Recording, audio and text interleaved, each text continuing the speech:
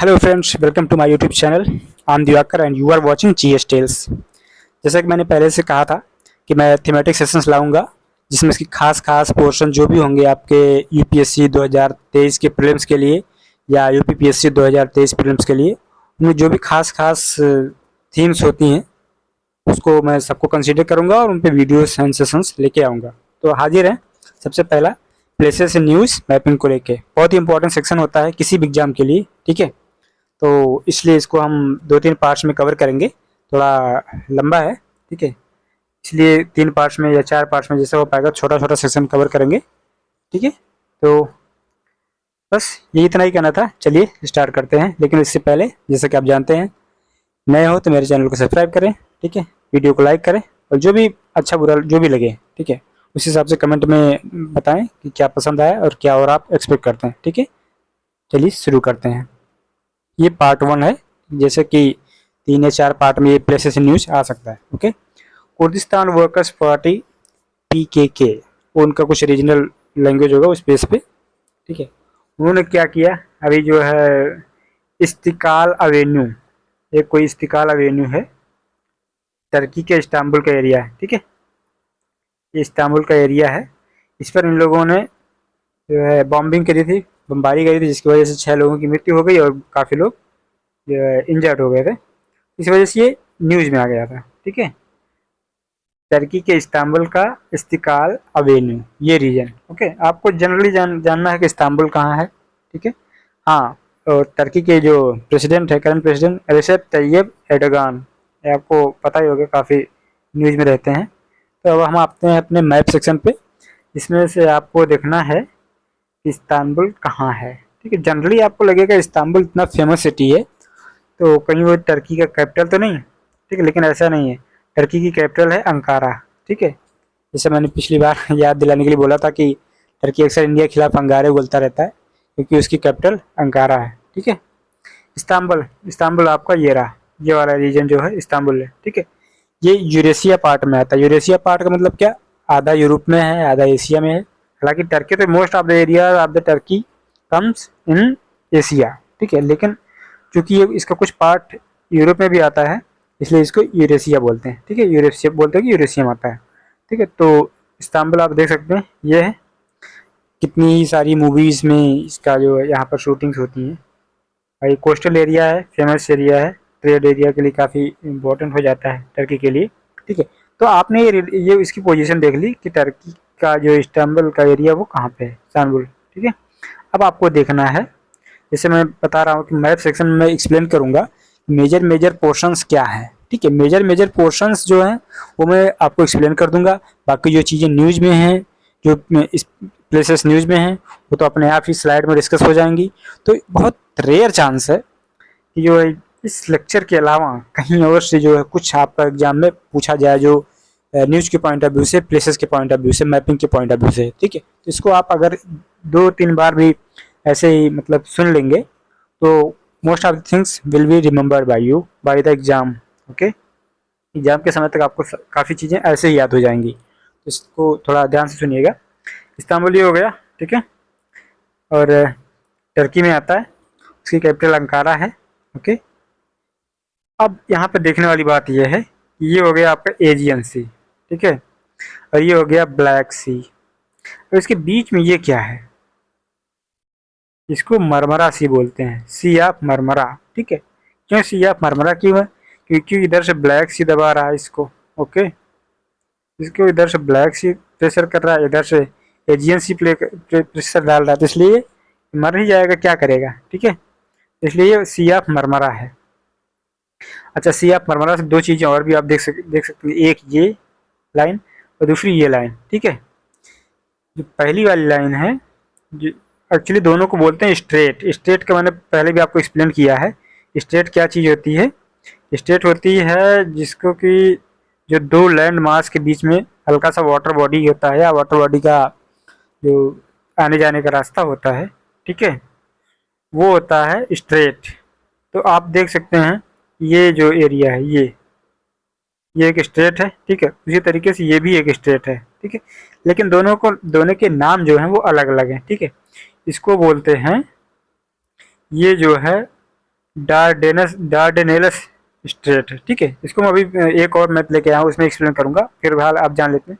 ये है डार्डेनेलस स्ट्रेट और ये हो गया बोस्पोरस स्ट्रेट, ठीक है। तो सी ऑफ मरमरा मैंने बता दिया कि ये है सी ऑफ मरमरा, कि ये एजियन सी है, यहाँ से पानी इसमें जाता है इस तरीके से डार्डेनेलस स्ट्रेट के थ्रू, मरमरा में जाता है, मरमरा से बोस्पोरस में जाता है, फिर बोस्पोरस से ब्लैक सी में जाता है, ठीक है। इस तरीके से इसका वाटर जाता है। आई थिंक इस मैप में मैंने लगभग सारी चीज़ें आपको एक्सप्लेन कर दी हैं। हाँ, Aegean sea, Dardanelles strait, sea of Marmara. उसके बाद हाँ, ये चीज़ आप देख सकते हैं कि अगर क्वेश्चन में पूछा जाता है कि लेफ़्ट टू राइट, ठीक है, लेफ़्ट टू राइट इनका ये ऑर्डर, तो लेफ्ट में सबसे पहले आ जाएगा एजियन सी, ठीक है। उसके बाद सी ऑफ मरमरा, फिर उसके बाद ब्लैक सी, ठीक है। फिर उसके बाद इधर भी एक है सी ऑफ अजो, फिर उधर कैस्पियन सी, वो हम अगली स्लाइड में डिस्कस करेंगे। चलिए चलते हैं नेक्स्ट स्लाइड पे, दिस वन, ओके। ये थोड़ा सा और ब्रॉड लेवल पे है। अब इसमें देखिए, ये आप का हो गया एजियन सी, ठीक है, ये हो गया ब्लैक सी, ठीक है, और ये हो गया कैस्पियन सी। तो हो गया A B and C, A B C, इस तरीके से Aegean Sea, Black Sea, Caspian Sea, इसको बोलते हैं एड्रियाटिक सी। तो दो ए हैं, फिलहाल आप इस वाले ए से काम चलाइए, ठीक है। अब मैं आपको बताता हूँ कि और क्या क्या चीज़ें इसमें इंपॉर्टेंट हो सकती हैं, ठीक है। तो ब्लैक सी को घेरने वाली कौन कौन सी कंट्रीज हैं, बड़ा इंपॉर्टेंट क्वेश्चन है, ठीक है, बड़ा इंपॉर्टेंट डिस्कशन है, जो कि कहीं भी आपके किसी भी एग्जाम में रेगुलरली पूछा ही जाता है, ठीक है। तो ब्लैक सी को हमने पहले भी डिस्कस किया है, आज फिर से बता देते हैं। इसका जो तरीका याद करने का वो है burger T, okay, burger T.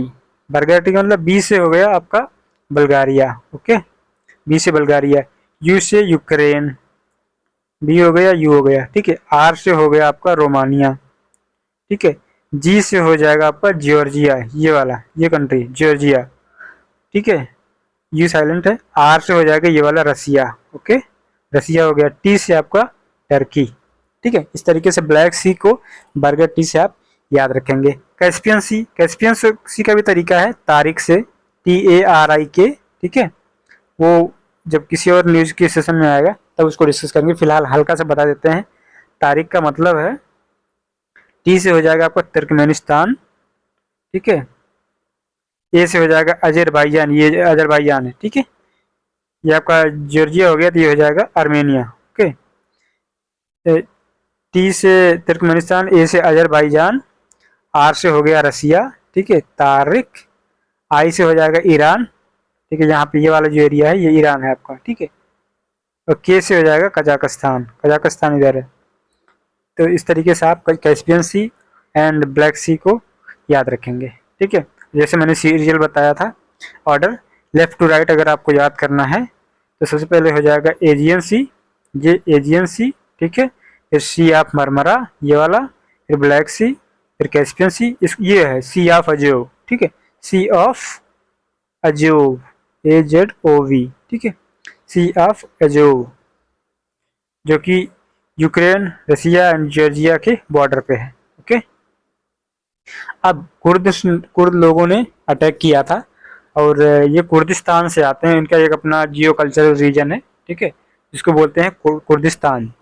Kurdistan कुछ उसी तरीके का एरिया है, कई कंट्रीज का मिला जुला पार्ट है, जैसे कि अपने इंडिया में भी हाल फिलहाल में पंजाब में चल रहा है ना, कि इंडिया का जो पंजाब है और पाकिस्तान का जो पंजाब है, दोनों को मिला के खालिस्तान बनाया जाए, तो उन खालिस्तानियों की ये डिमांड है, ठीक है। उसी तरीके से कुर्दिस्तान जो है, कुर्दिस्तान भी 3-4 कंट्री से मिलकर बना, जैसे कि क्या, ठीक है, आप देखेंगे south eastern Turkey, south eastern Turkey in the west, ठीक है, ये वेस्ट मतलब ये वाला एरिया, ठीक है, कुछ ऐसा।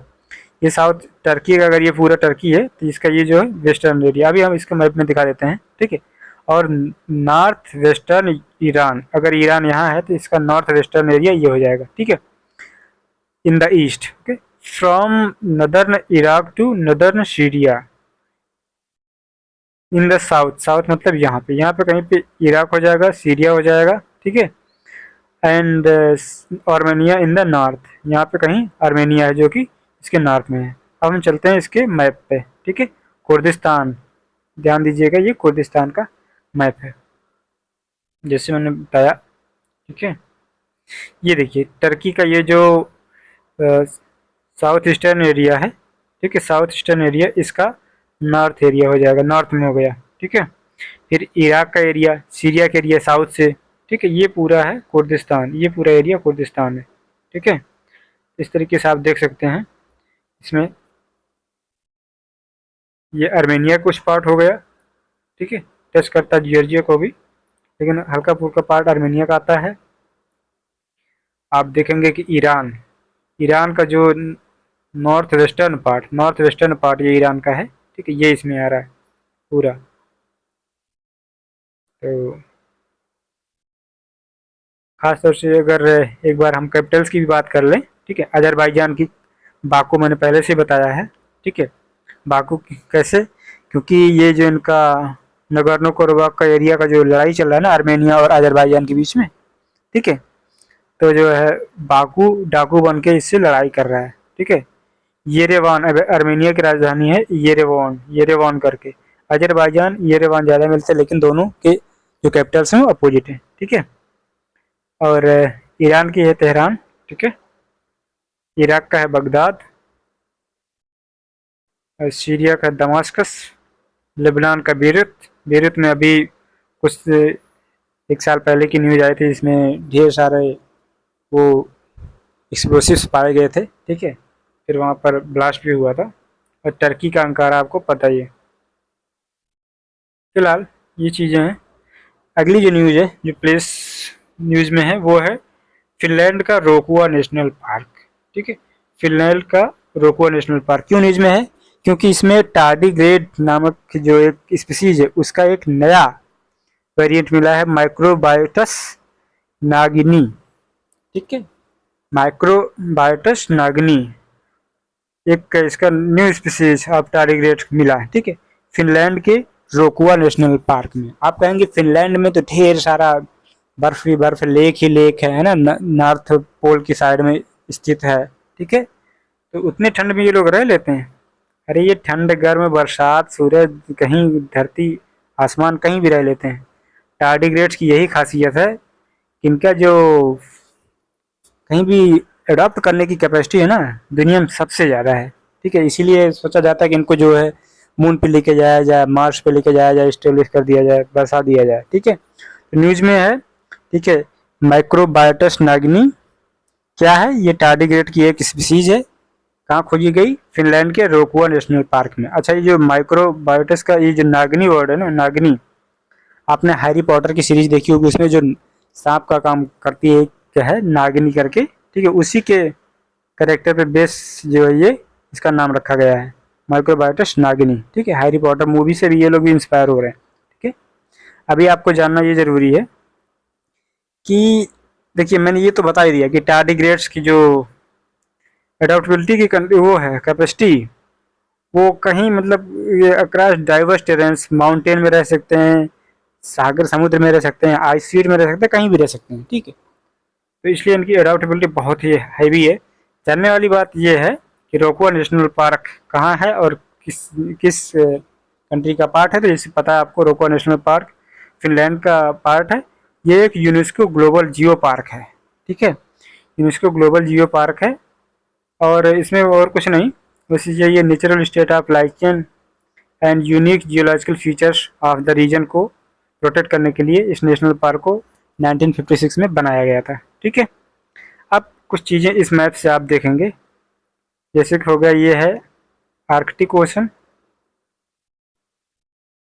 ठीक है, आर्कटिक ओशन चल रहा, उसमें ये हो गया नॉर्वेजियन सी, क्यों, क्योंकि नॉर्वे से लगा हुआ है, ठीक है। एंड फिनलैंड, ये फिनलैंड की कैपिटल है हेलसिंकी। हेलसिंकी कहीं सुना सुना सा लग रहा ना, हाँ, वो जो आपने मूवी देखी, वो मूवी तो नहीं है, वेब सीरीज है एक, उसमें जितने भी चोर लुटेरे होते हैं वो सब अलग अलग कंट्रीज के कैपिटल के बेस पे अपना नाम रखते हैं ना, उसी में एक होता है हेलसिंकी, बर्लिन, ऐसे करके तमाम थे। तो ये हो गया आपका फिनलैंड, फिनलैंड कैपिटल है हेलसिंकी, ठीक है। ये है बाल्टिक सी, फिर नॉर्थ सी। इसमें देखना आपको बस इतना है, नॉर्थ सी जो है बाल्टिक सी के वेस्ट में है, ओके, एंड नॉर्वेजियन सी के साउथ में है दोनों। और दूसरी चीज़ ये देखना है कि जैसे ये हो गए 3 कंट्रीज हैं, अक्सर एक साथ ही आती हैं, इस्टोनिया, लातविया, लिथुआनिया, ठीक है। तो ये इसका कभी पूछ सकता है कि नॉर्थ टू साउथ ऑर्डर क्या है। तो इस्टोनिया पहले हो जाएगा, फिर लातविया, फिर लिथुआनिया। हम कैसे इसको याद करते हैं, पहले स्टोन मारो किसी को अगर जो है लड़ाई करनी है, पहले उसको पत्थर से, दूर से पत्थर मारो, ठीक है, स्टोन। उसके बाद तब जाके लतियाओ उसको। अगर वो अधमरा हो जाएगा, घायल हो जाएगा, तब उसको लतिया पाओगे, ठीक है। पहले इस्टोनिया हो गया, उसके बाद लातविया हो गया, ठीक है, उसके बाद लथेर दो ठीक है। तो जब लतिया दोगे तो और भी ज़्यादा वो घायल हो जाएगा, फिर उसको लथेर इधर उधर घुमा सकते हो, घसीट सकते हो, ओके। इस तरीके से इस्टोनिया, पहले स्टोन मारो, फिर लतियाओ, फिर लथेर दो। तो ये चीज़ें हैं, ठीक है। ऐसे आप इसको याद कर सकते हैं, हम कुछ इसी तरीके से याद करते हैं, ओके। एंड दैट्स इट, इसमें बस इतना ही था। स्टेट गवर्नमेंट ऑफ तमिलनाडु ने अभी एक नोटिफिकेशन इशू किया है, जिसमें उन्होंने डिक्लेयर किया है कि मदुरई का जो अरिटापट्टी एंड मीनाक्षीपुरम विलेज है मदुरई डिस्ट्रिक्ट के, उनको स्टेट का पहला बायोडाइवर्सिटी हेरिटेज साइट घोषित किया उन्होंने, ठीक है। तो आप देखिए, अगर न्यूज़ में आता है कि स्टेट का पहला बायोडाइवर्सिटी हेरिटेज साइट है, तो आप बिलीव नहीं कर पाएंगे, लेकिन ये सत्य है, ठीक है। तमिलनाडु ने अब तक कोई अपना बायोडाइवर्सिटी हेरिटेज साइट नहीं घोषित किया था, तो पहला बायोडाइवर्सिटी हेरिटेज साइट उनका मदुरई डिस्ट्रिक्ट के अरिट्टापट्टी एंड मीनाक्षीपुरम गांव में आया है, ओके। बस इतना याद करना है इसमें। Jawaharlal Nehru port authority, JNPA, जिसको कि नावा सेवा भी बोलते हैं, ठीक है, इम्पोर्टेंट एक पोर्ट है इंडिया का। उसने कुछ ऐसी चीज़ें डेवलप की हैं इसमें, जिससे कि वहाँ के पर्यावरण को कम से कम नुकसान हो, ठीक है, कम पावर में काम चल जाए। उसमें उसी सीरीज में इन्होंने अभी हाल ही में एक डेवलप किया है, continuous marine water quality monitoring station. एक ऐसा स्टेशन है जिसमें वाटर क्वालिटी मॉनिटर की जाएगी लगातार, कॉन्टीन्यूअसली, ठीक है। उसके साथ ही साथ उन्होंने ये भी लॉन्च किया है electric environmental monitoring vehicle, okay. तो एक ऐसा व्हीकल जो वहाँ के इलेक्ट्रिक इन्वायरमेंट को मॉनिटर करेगी, ओके। तो कहने का मतलब ये है कि काफ़ी अवेयर पोर्ट अथॉरिटी है ये जवाहरलाल नेहरू। क्यों? क्योंकि इन्होंने मतलब मरीन वाटर क्वालिटी को मॉनिटर करने के लिए स्टेशन डेवलप किया, इलेक्ट्रिकल इन्वायरमेंट को मॉनिटर करने के लिए व्हीकल बनाया। उसके साथ ही साथ अभी आप देखेंगे और भी तमाम इनिशिएटिव्स है, जैसे कि सीवेज ट्रीटमेंट प्लांट लगाए हैं, ठीक है, continuous ambient air quality monitoring, उधर वाटर क्वालिटी मॉनिटर कर रहे हैं तो इधर एम्बियंट एयर क्वालिटी मॉनिटर कर रहे हैं, ठीक है। Comprehensive solid waste management facility, promoting use of LED, जिससे कि कम पावर कंजम्पशन हो, ठीक है। LED लोग लाइट जो होती है कम पावर लेते हैं ना, उसी तरीके से solar power supply, water body rejuvenation in JNPA near Sheva temples and Sheva foot hills. नावा सेवा इसका जो नाम है, ठीक है, वहाँ के फूट हिल्स एंड टेम्पल्स की वजह से नावा सेवा इस जवाहरलाल नेहरू पोर्ट अथॉरिटी का नाम जो है नावा सेवा पोर्ट भी है, ठीक है। ऑयल स्पिल का क्विक रिस्पांस, ठीक है, increasing green cover in port area including mangroves management, installation of solar panels, ठीक है, सोलर पैनल लगाए गए हैं, ग्रीन कवर बढ़ा रहे हैं। अच्छा, ऑयल स्पिल रिस्पांस के 2-3 मेथड होते हैं, सबसे एक्टिव एंड सबसे इफेक्टिव मेथड कौन सा है ये आपको कमेंट सेक्शन में बताना है, ठीक है, ऑयल स्पिल रिस्पांस के लिए। जवाहरलाल नेहरू पोर्ट ट्रस्ट जो है मुंबई के मतलब महाराष्ट्र के मुंबई एरिया के में ही स्थित है, ठीक है। इसमें और कुछ नहीं है, बस आपको थोड़ा relative position of different major ports of India दिखा देते हैं, ठीक है, जिसमें कि आपका आ जाएगा। ये आपको ध्यान देना कि ये सारे के सारे मेजर पोर्ट्स हैं इंडिया, ठीक है।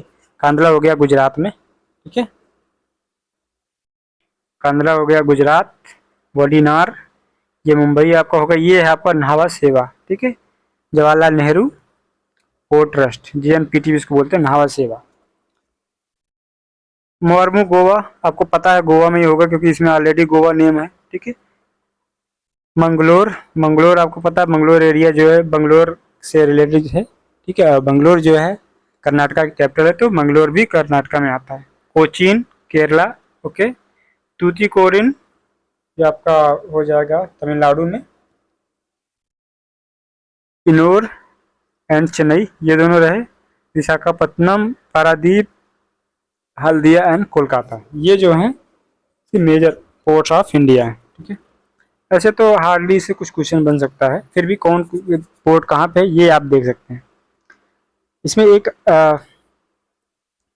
इम्पॉर्टेंट पॉइंट ये है कि जो न्हावा शेवा या जवाहरलाल नेहरू पोर्ट ट्रस्ट है वो इंडिया का दूसरा सबसे बड़ा कंटेनर पोर्ट है। ठीक है, कंटेनर बंदरगाह है, किसके बाद? मुंद्रा पोर्ट के बाद। ठीक है, मुंद्रा पोर्ट कहाँ है? मुंद्रा पोर्ट है आपका गुजरात में। ठीक है, ये देखिए जैसे कि आप यहाँ देख सकते हैं, ये रहा मुंद्रा पोर्ट। ठीक है, कांडला पोर्ट जो है ये मेजर पोर्ट है, मुंद्रा नहीं है।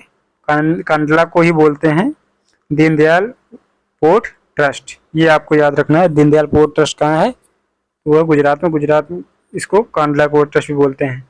पोरबंदर भी गुजरात में ही है, आपको पता है गांधी जी के जो बर्थ प्लेस है। ठीक है, एंड वरावल ये हो गया, भावनगर, भरूच, सूरत। सूरत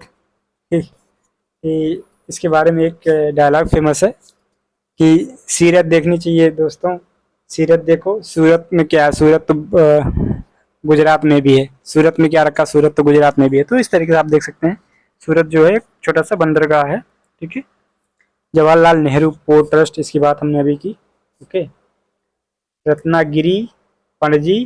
ठीक है, मर्मू गोवा, ध्यान देने वाली बात है कि मतलब गोवा में दो पोर्ट हो गए, एक मर्मू गोवा जो है वो तो मेजर पोर्ट है, पणजी जो है वो भी एक पोर्ट है। ठीक है, इस तरीके से फिर मंगलुरु, कोची, अलीपुजा, थुत्तीकोडी, इसी को तूतीकोरिन भी बोलते हैं, नागपट्टिनम, चेन्नई।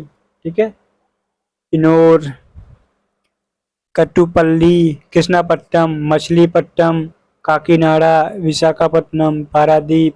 ठीक है, इस तरीके से हल्दिया, ये सारे पोर्ट्स हैं। वोल्केनोज आजकल बहुत न्यूज़ में है। ठीक है, आई थिंक कुछ ना कुछ तो वोल्केनो से पूछना ही चाहिए, क्योंकि हवाई वोल्केनो अभी हाल फिलहाल में न्यूज़ में था। और ये आप देखिए कमचटका पेनिनसुला जो कि रसिया का पार्ट है, उसमें जो है ये नवंबर दिसंबर की न्यूज़ है, जिसमें दो वोल्केनो अभी इरप्ट हुए थे। ठीक है, इस वजह से वहाँ पर कमचटका पेनिनसुला ये हो गया। पेनिनसुला मतलब तीन तरफ से वाटर से घिरा हुआ बॉडी। ठीक है, जैसे पेनिनसुलर इंडिया होता है ना, यहाँ से आपका जो सदर्न इंडिया उसको पेनिनसुला ऑफ इंडिया बोलते हैं, उस तरह, क्योंकि तीन तरफ से वाटर बॉडी से घिरा हुआ है। उसी तरीके से ये कमचटका पेनिनसुला हो गया। ठीक है, ये हो जाएगा आपका बेरिंग स्ट्रेट। स्ट्रेट आपको बताया है कि ये दो लैंड मास के बीच का जो एरिया होता है, पानी वाला एरिया, उसको बोलते हैं स्ट्रेट। ठीक है, ये हो गया आपका बेरिंग स्ट्रेट, एंड ये हो गया बेरिंग सी, आर्कटिक ओशियन। ओके, तो ये चीज़ें हैं। कमचटका पेनिनसुला ये है, सी ऑफ ओखोत्स्क। इस तरह के रिलेटिव पोजीशन है आपकी, याद कीजिए मैप में जो होते हैं ना, वो रिलेटिव पोजीशन ही पूछा जाता है जनरली। क्या ऑर्डर पूछ लेंगे कौन साउथ से नॉर्थ है या ईस्ट से वेस्ट कैसा है, इस तरीके से। ओके, नॉर्थ कोरिया फिर साउथ कोरिया, इन दोनों के बीच में एक पैरेलल लाइन चलती है। ठीक है, आप उसको कमेंट में बताएं कि कौन सी पैरेलल लाइन बहुत फेमस है नॉर्थ कोरिया और साउथ कोरिया को डिवाइड करने वाली। ठीक है, अब देखते हैं कमचटका पेनिनसुला, जैसे मैंने बताया ये रसिया का पार्ट है। ठीक है, और ये रिंग ऑफ फायर में भी आता है, रिंग ऑफ फायर में भी आता है। रिंग ऑफ फायर का क्या मतलब हुआ? ठीक है, रिंग ऑफ फायर का मतलब ये हुआ कि ओशियन, पैसिफिक ओशियन में कुछ ऐसा एरिया है जिसमें active volcanoes and earthquake frequently आते रहते हैं। ठीक है, मतलब कि ज्वालामुखी, और अर्थक्वेक का मतलब हो जाता है भूकंप। ठीक है, ज्वालामुखी और भूकंप जो है अक्सर रिंग ऑफ फायर वाले एरिया में आते रहते हैं। रिंग ऑफ फायर जो एरिया है वो पैसिफिक ओशियन में ही कवर हो जाता है। ओके, तो एक कमचटका जो पेनिनसुला है वो भी रिंग ऑफ फायर वाले एरिया का ही पार्ट है। ओके, अच्छा, अभी जो दो नए वोल्केनोज इरप्ट हुए हैं उनके नाम कुछ इस तरीके से हैं। क्यूचीवस्काया, क्यूचीवस्काया सोपका, क्यूचीवस्काया सोपका, ये जो है highest mountain in Siberia in Eurasia का हाईएस्ट एक्टिव वोल्केनो है। ठीक है, ध्यान देने वाली बात है, यूरेशिया यूरोप और एशिया का हाईएस्ट एक्टिव वोल्केनो कौन सा है? क्यूचेस्काया, क्यूचुवेस्काया, ठीक है, सोपका। और दूसरा है सिवलुच वोल्केनो, ठीक है, ये सिवलुच वोल्केनो और क्यूचुवेस्काया जो है ये कमचटका पेनिनसुला में इरप्ट हुए हैं। ठीक है, शिव शिव की जो भक्ति करेगा उसका काम क्या होता है, मतलब चंगा हो जाएगा, कुछ इस तरीके से।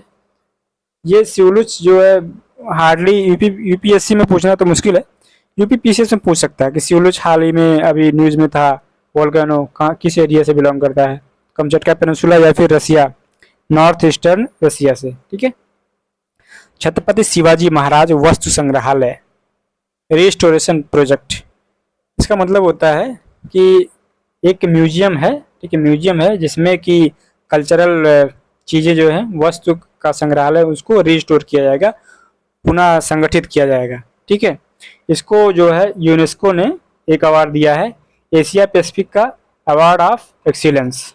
ठीक है, अवार्ड ऑफ एक्सीलेंस इन्होंने दिया है एशिया पैसिफिक का। ठीक है, क्यों? For cultural heritage protection conservation. ठीक है, ऑब्वियसली वस्तु संग्रहालय। ठीक है, अब अगर छत्रपति शिवाजी महाराज वहीं से हैं, मुंबई से हैं, तो ऑब्वियसली, और कल्चर के मामले में अक्सर आप उनको अलग से देख के ही जान सकते हैं, उनके मतलब पहनावे को देख के, उनकी लैंग्वेज को देख के ही। ठीक है, आमची मुंबई, मुंबई चराजा, ये सब चीज़ें आप सुनते रहते हैं। तो बस वही है कि यूनेस्को का एशिया पैसिफिक का अवार्ड ऑफ एक्सीलेंस जो है छत्रपति शिवाजी महाराज वस्तु संग्रहालय को मिला है। मौना लोवा दुनिया की सबसे लार्जेस्ट वॉल्केनो 38 साल बाद फिर से हवाई में इरप्ट हुई है। ये न्यूज़ हम पहले भी कवर कर चुके हैं। मौना लोवा आप मैंने बताया आपको, किलिउआ बताया है, मौना किया बताया है, ठीक है, और कोहाला बताया है, कोहाला लाई बताया, ये सारी चीज़ें जो हवाई आइलैंड के ये हैं वोल्केनोज। मौना लोवा मैंने बताया था कि लोवा का लावा अभी इरप्ट हो रहा है, तो ये एक्टिव में आएगा। ओके, एंड किलुआ, किलुआ तो भाई किलुआ है, ये खतरनाक नाम है, तो उसको वो लगातार जो है इरप्ट करता रहता है। तो ये दो जो वोल्केनोज हैं आइलैंड ऑफ हवाई के, ठीक है, वो जो है एक्टिव वोल्केनो है, मौना लोवा एंड किलुआ। बाकी जो 3 वोल्केनो है, मौना किया हो गया, ठीक है, और कोहाला हो गया, ये जो वोल्केनोज हैं ये डोरमेंट है या सुसुप्त हैं, ठीक है, सो गए हैं। तो मैंने आपको ये चीज़ बताई थी, मौना लोवा, मौना किया, इन सबको। लेकिन अभी खास बात क्या है?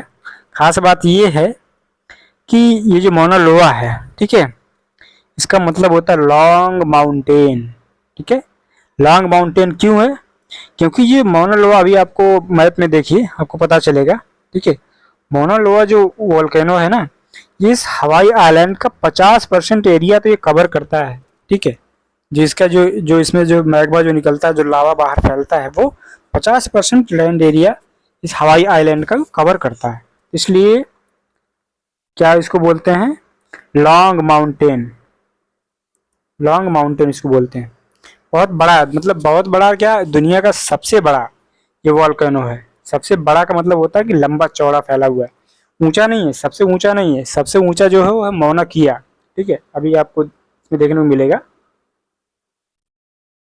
ये जो है this volcano takes up more than 50% of the big island's land mass. जैसे मैंने बताया, मोना लोवा जो है उसका लोवा, उसका लावा इतना ज़्यादा फैलता है ना कि 50% area of the Hawaii island has been covered by Mauna Loa volcano. Okay, तो ये बहुत बड़ी बात है। और 30,000 फीट, ठीक है, अगर समुद्र तल से ऊंचाई देखी जाए तो 30,000 फीट तक जाता है।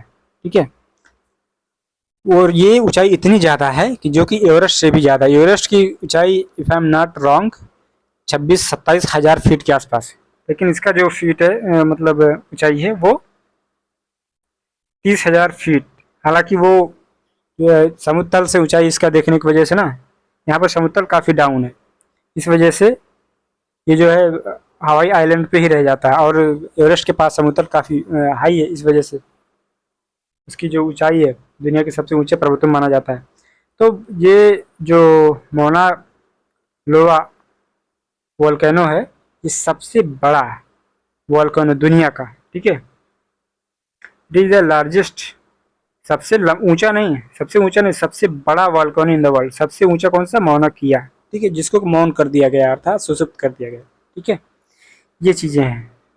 और एक चीज हवाई आइलैंड के बारे में आपको बता दें कि Hawaii island, I think I have a map for this to.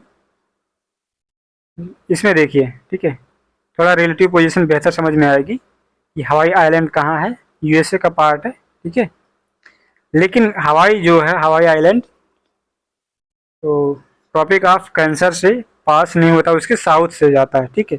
ये हो गया आपका किलुआ एंड मोना लोआ आइलैंड, यही हवाई आइलैंड भी है, ठीक है। ट्रॉपिक ऑफ कैंसर कुछ यहाँ से ऐसे जाता है, इसके एकदम जस्ट ऊपर से जाता है, साउथ साउथ में है ये, ठीक है, हवाई आइलैंड। तो हवाई आइलैंड को टच नहीं करता।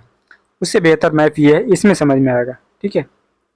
आप देखें, ये है आपका हवाई आइलैंड, ठीक है, ये हवाई आइलैंड है। और ट्रॉपिक ऑफ कैंसर कुछ ऐसे पास होता है, ओके। ट्रॉपिक ऑफ कैंसर कुछ इस तरीके से पास होता है।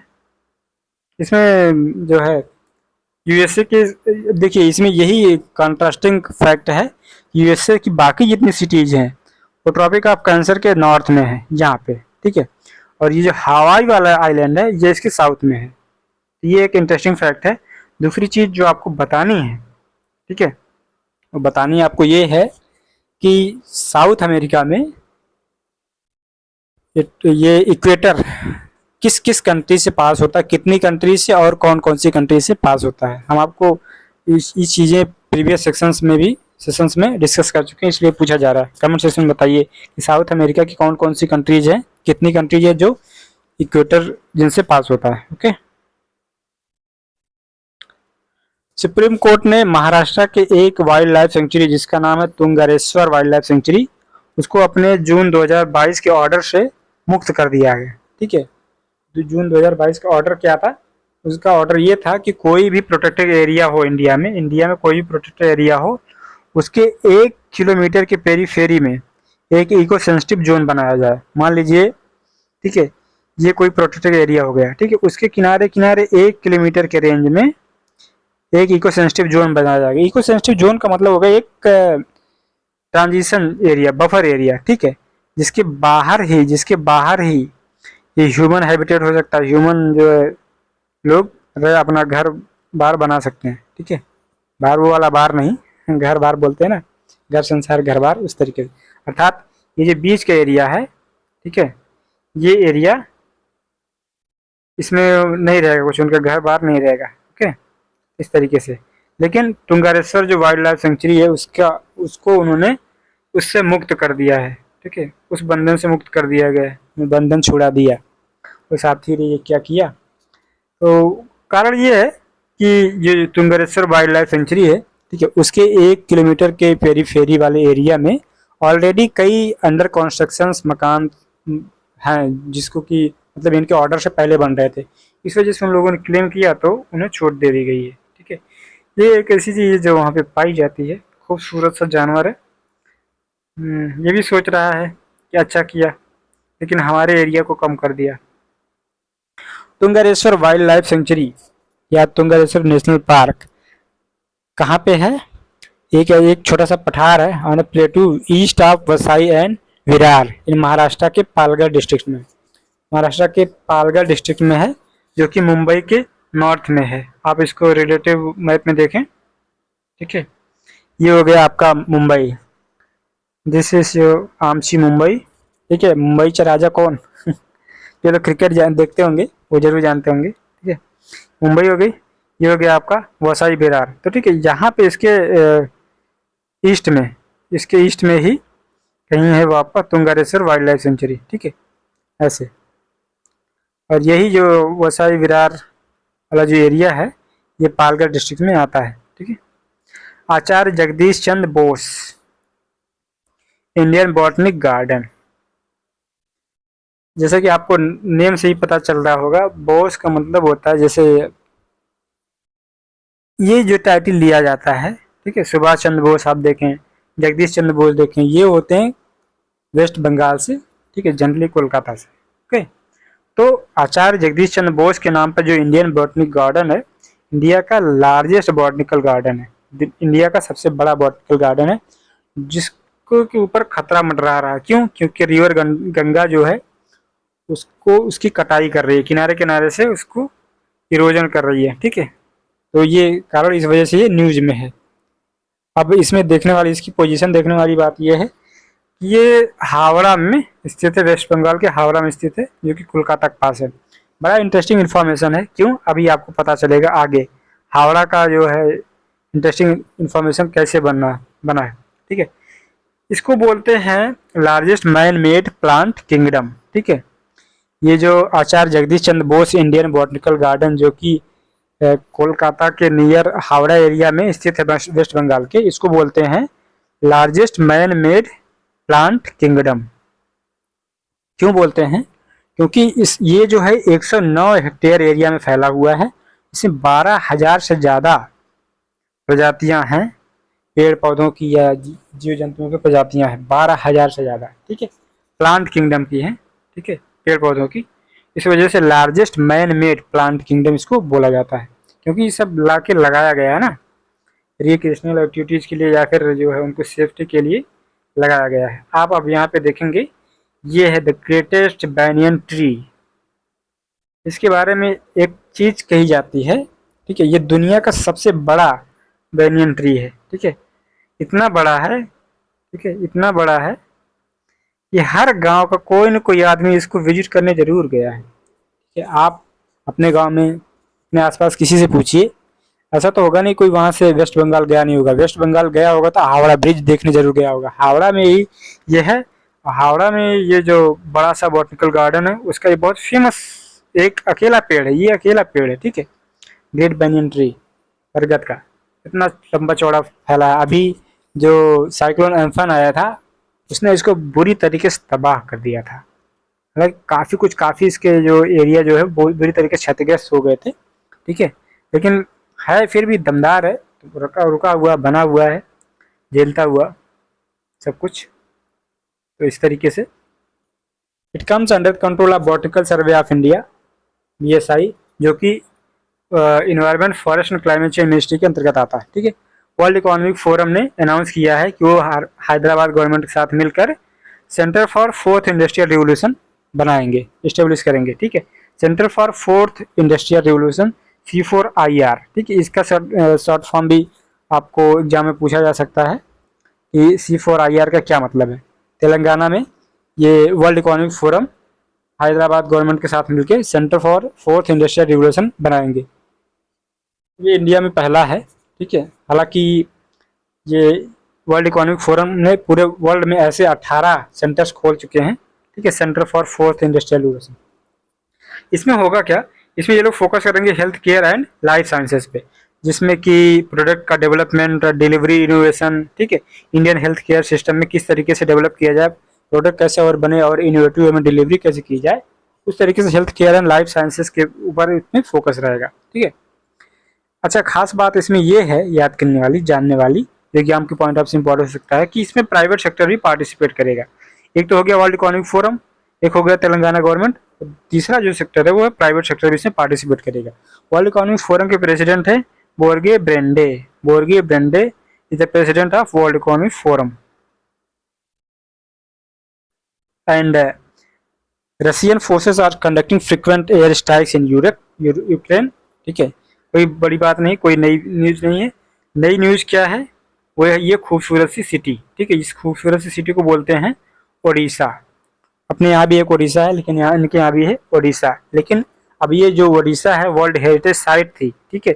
और ओडिशा पे भी अगर अटैक हुए लगातार, ये भी जो है काफ़ी क्षतिग्रस्त हो रही है खूबसूरत सी सिटी।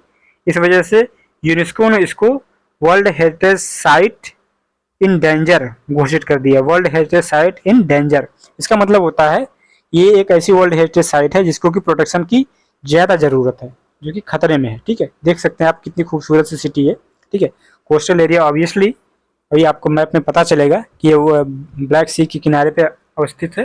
ठीक है, तो रशिया यूक्रेन के वार के चक्कर में ये क्षतिग्रस्त हो रहा है, डेंजर जोन में आ गया। ठीक है,